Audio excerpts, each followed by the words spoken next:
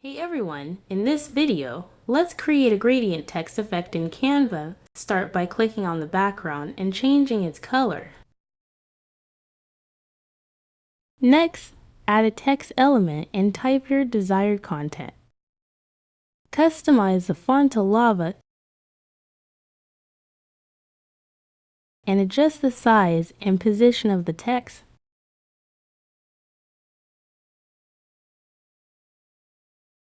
Go to the Elements tab, search for Gradient,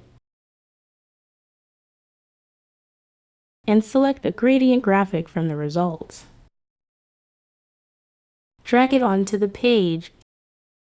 Change the gradient's color to match your background. Duplicate the gradient element multiple times and position them to overlap the lower half of the text.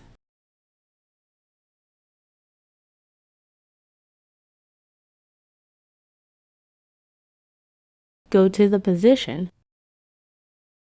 Click the text and select Duplicate. For the duplicated text, go to the Effects tab and choose the Hollow option. Adjust the thickness of the hollow effect using the slider to achieve your desired look. That's it! If this helped, give the video a like and subscribe for more design tips. Thanks for watching.